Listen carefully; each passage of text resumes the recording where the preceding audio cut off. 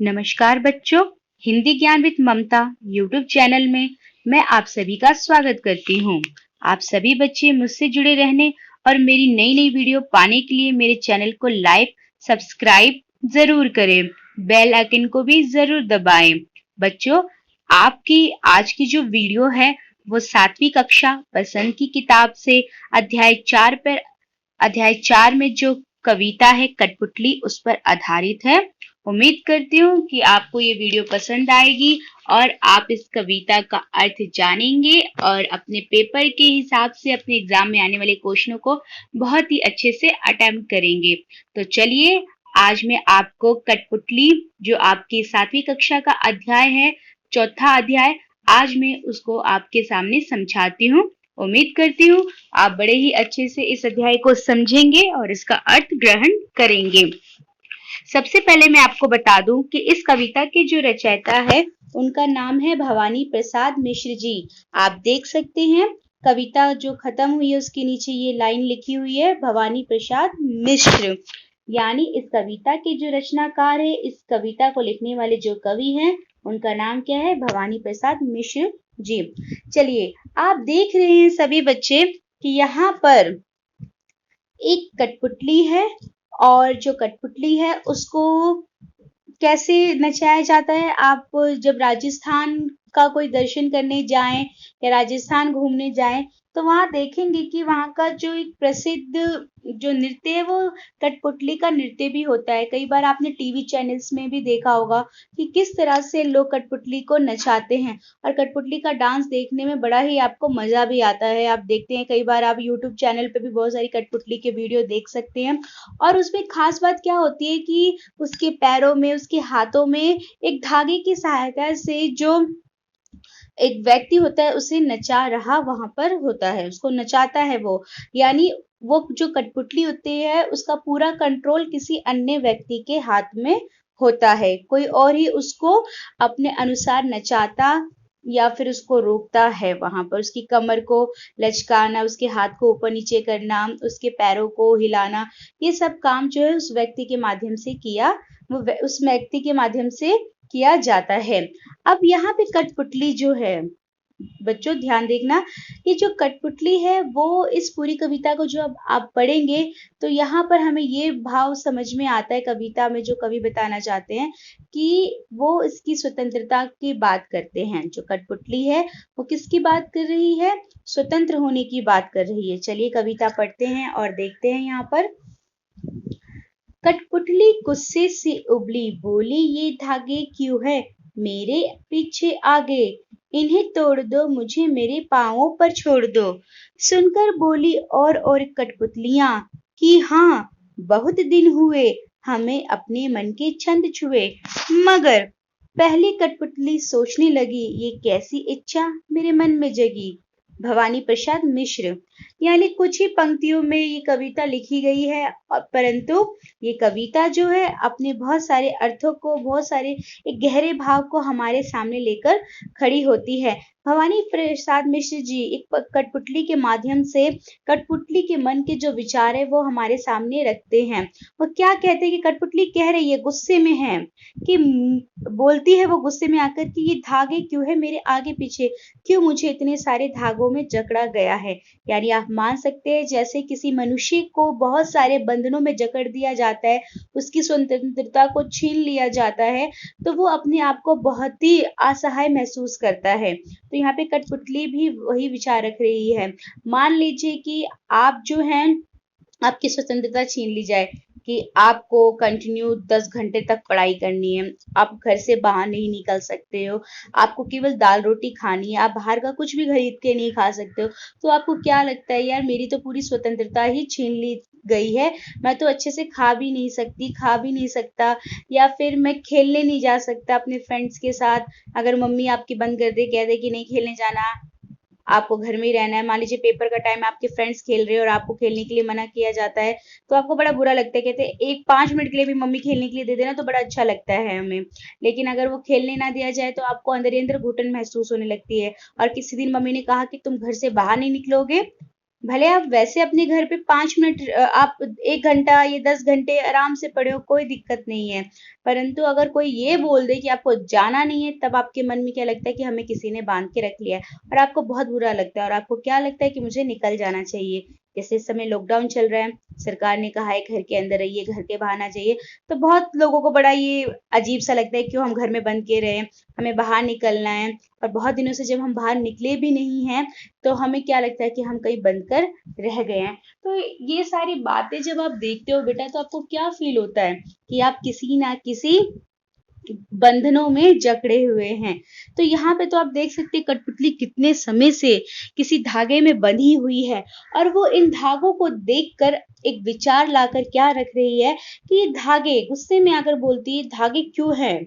उबली मतलब गुस्से से उबल रही है, गुस्सा बिल्कुल लाल हो चुकी है वो। जैसे हमें बहुत क्रोध आता है ना, गुस्से में बोलते हैं कि मुझसे बात मत करना, मुझसे कुछ कहना नहीं। तो उसी तरीके से उस कठपुतली को भी बहुत गुस्सा आता है और वो क्या बोलती है कि ये धागे क्यों है पीछे आ गए, ये क्यों मेरे पीछे आगे बंधे पड़े हैं, कोई मुझे इसका जवाब दे सकता है? देखिए क्वेश्चन मार्क लगा हुआ है, प्रश्नवाचक चिन्ह यहाँ पर आप देख सकते हैं। इन्हें तोड़ दो, मुझे मेरे पाँव पे छोड़ दो, इन्हें तोड़ दो, छोड़ दो मुझे अकेला, मैं अपने पाँव पे खड़े होना चाहती हूँ। मैं नहीं चाहती कि मैं किसी के सहारे अपना जीवन यापन करूँ, मुझे स्वतंत्र कर दीजिए। मैं किसी के बंधनों में जकड़ कर अपना जीवन जीना नहीं चाहती हूँ। मुझे मेरे पाँव पे छोड़ दो, किसी को मेरे पाँव पे मुझे बाँधने की कोई ज़रूरत नहीं है। आगे बढ़ते सुनकर बोली और कठपुतलियाँ। जो कठपुतली थी उसके साथ और भी उसकी सहेलियाँ थी, तो वो देखती हैं कि ये कठपुतली क्या बोल रही है।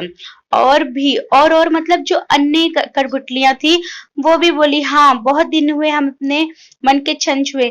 यानी जब हम स्वतंत्र होते हैं तो अपने अनुसार हम अपना काम करते हैं, हमें किसी के बंधनों में जकड़ने की ज़रूरत नहीं पड़ती है। यदि कोई हमें अपने अनुसार चलाना चाहता है तो हमें बड़ा ही बुरा लगता है। ऐसे खाओ, ऐसे बोलो, ऐसे उठो, ऐसे बैठो। तो ऐसा जब कोई कहता है तो हमें बड़ा ही बुरा लगता है और हम क्या सोचते हैं, यार हमारा जीवन है, हम इसे अपने हिसाब से जिएंगे, बहुत अच्छे से खाएंगे, बहुत अच्छे से घूमेंगे फिरेंगे, जैसा हमारा जीवन हम उसके हिसाब से जिएंगे। किसी को हमारे जीवन में बोलने का कोई अधिकार नहीं है। तो यहाँ पर दूसरी कठपुतलियाँ भी बोलती है कि बहुत दिन हुए, हाँ तुम सच कह रही हो, हमें अपने मन के छंद छुए बहुत दिन हो गए। यानी हम स्वतंत्र रूप से गीत गाएं। छंद यहाँ पे क्या है, एक प्रकार का गीत है आपका, एक प्रकार का काव्य आप कह सकते हो, ये कविता का एक प्रकार है, काव्य का एक प्रकार है, छंद है। तो यहाँ पे छंद छूने का मतलब क्या है, जब आप बहुत खुश होते हो, अपने आप को बहुत ही फ्रीडम से महसूस करते हो, तो आप तरह तरह के गीत गाते हो। होता है कि नहीं होता आप लोगों के साथ? ऐसा आपने कई बार महसूस किया, जब आप बहुत प्रसन्न होते हैं तो आप अपनी पसंदीदा गीत को गुनगुनाते हैं, अपने फ्रेंड्स के साथ भी एंजॉय करते हो। तो यहाँ पर वो अन्य कठपुतलियाँ भी यही कहती है कि हाँ सच में हमें बहुत दिन हो गए अपने मन के छंद को छुए हुए। मगर पहली कठपुतली सोचने लगी, ये कैसी इच्छा मेरे मन में जगी है। लेकिन जैसे ही दूसरी कठपुतलियों की बात वो पहली कठपुतली सुनती है कि हाँ ये लोग गीत गाने की बात कर रहे हैं, तो वहां पर जो पहली कठपुतली उसके मन में ये प्रश्न जगता है कि किस प्रकार का विचार आज मेरे मन में आया है, मैं क्या करने जा रही हूँ, क्या मैं इस तरह का सोच के सबको स्वतंत्र करवा पाऊंगी? ठीक है, यहाँ पे वो प्रश्न रखती है। यानी आप जब देखते हैं कि मान लो एक पिंजरे में ही आप अपना पहला चैप्टर पढ़ चुके हैं, हम पंछी उन्मुक्त गगन के, तो वहां पे आपने देखा होगा किस तरह से वो जो पंछी अपनी स्वतंत्रता की बात करते, कहते हैं कि हमें चाहे तुम घोंसला मत दो, सोने का पिंजरा मत दो, सोने की प्याली में हमें खाना मत दो, हमें कोई फर्क नहीं पड़ता, लेकिन हमें भगवान ने पंख दिए, हमें स्वतंत्र कर दो, हम आजाद उड़ना चाहते हैं। और वो आजादी क्या है, वो अकेले किसी एक पक्षी की आजादी की बात नहीं करते, वो सभी पक्षियों की स्वतंत्रता की बात को लेके चलते हैं। तो यहाँ पे वो कठपुतली भी यही कहती है कि मेरे ऊपर कितनी बड़ी जिम्मेदारी आ गई है कि आज मुझे अपनी अन्य सहेलियों को, अन्य कठपुतलियों को भी स्वतंत्र करवाने का एक जिम्मा ठानना पड़ेगा और मुझे स्वतंत्र होना पड़ेगा। मगर पहली कठपुतली सोचने लगी, कैसी इच्छा मेरे मन में जाएगी। पंक्तियों को आप समझ गए होंगे, ठीक है। आगे देखिए, इस कविता में थोड़ा सा सारांश भी दिया गया है, उसके बारे में बताया गया है। जो बात मैंने समझाई है थोड़ा थोड़ा आप यहाँ से भी देख सकते हैं कि इस कविता में कठपुतलियां स्वतंत्रता की इच्छा से स्वयं अपनी बात व्यक्त कर रही हैं। यानी जो कठपुतलियां बंधी हुई है, किसी के इशारे पे नाचती है, चलती हैं, आज वही क्या है, अपनी स्वतंत्रता की इच्छा को जाहिर कर रही है, व्यक्त कर रही हैं। उनके समक्ष स्वतंत्रता को साकार बनाने वाली चुनौतियां हैं और वो जानती हैं कि वो स्वतंत्र होने की बात अगर कर रही हैं तो इसके लिए उन्हें बहुत ही मुश्किलों का सामना करना पड़ेगा। आप देखते हैं भी हैं, समझते भी कि हमें अपनी आज़ादी पाने में कितना समय लगा, यानी 200-250 वर्षों का काफ़ी प्रयत्न करने के बाद, अंग्रेजों से लड़ाई करने के बाद, कितनी लोगों के बलिदान के बाद हमें स्वतंत्रता प्राप्त हुई थी। आप सभी जानते हैं बच्चों, जब आप अपना इतिहास पढ़ते हो तो वहाँ पे यही बताया गया है कि जब हम कभी किसी स्वतंत्रता की बात करते हैं तो उसके लिए हमें अनेक चुनौतियों का सामना करना पड़ता है। आप जब अपना इतिहास उठा के पढ़ेंगे तो पहले हमारे समाज में स्त्रियों को पढ़ने की आज़ादी नहीं थी, परंतु आज क्या है, लड़कों से के बराबर कंधा मिला के लड़कियां आज पढ़ने जाती हैं। उन्हें भी स्कूल में उनके माता पिता दाखिला करवाते हैं। पहले ये था कि लड़का है वो पढ़ेगा, लड़की जो है घर का काम करेगी, परंतु आज माँ बाप, माता पिता सबके विचार बदल रहे हैं। सभी लड़के लड़की को एक समान मानते हैं, सबको शिक्षा का समान अधिकार देते हुए अपने बच्चों को भी स्कूल में दाखिल करते हैं। और पहले ऊंच नीच की भावना होने के कारण पुरुष समाज वर्ग में भी आप देखेंगे उच्च तबके के लोगों को शिक्षा ग्रहण करने का अधिकार था, परंतु निम्न वर्ग के लोगों को शिक्षा ग्रहण करने का अधिकार नहीं था। उनके लिए सजा का प्रावधान हो जाता था अगर वो शिक्षा लेने के लिए जाते थे। परंतु आज के समय में इस तरह आप देखते हैं कि सभी, चाहे किसी भी धर्म से जुड़ा हो, किसी भी जाति का हो, चाहे किसी भी लिंग का हो, हर व्यक्ति को स्वतंत्र रूप से अपने शिक्षा के अधिकार को पाने की स्वतंत्रता है। वो अपने अनुसार अपनी शिक्षा प्राप्त कर सकते हैं। यानी किसी भी चीज को पाने के लिए, अपनी स्वतंत्रता की लड़ाई के लिए अनेक चुनौतियों का हर व्यक्ति को सामना करना पड़ता है। कई बार आप अपने घर में भी देखते हो बेटा, अगर आपको किसी चीज के लिए चाहिए, अगर आपके घर में एक व्यक्ति को सामान मिल रहा है, आपको नहीं मिल रहा है, तो आप उसके लिए फाइट करते हो कि मेरा भी अधिकार है, आप मुझे भी दीजिए। तो इस तरह से आप बहुत सारी बातों को अपने आसपास देखेंगे, समझेंगे, तो आपको पता चलेगा कि एक स्वतंत्रता को पाने के लिए कितनी सारी आपको चुनौतियों का सामना करना पड़ता है। धागे में आगे बढ़ते हैं। धागे में बंधी हुई कठपुतलियां पराधीन हैं, यानी वो गुलामी की जंजीरों से जकड़ी हुई है। इन्हें दूसरों के इशारे पे नचाने से दुख होता है।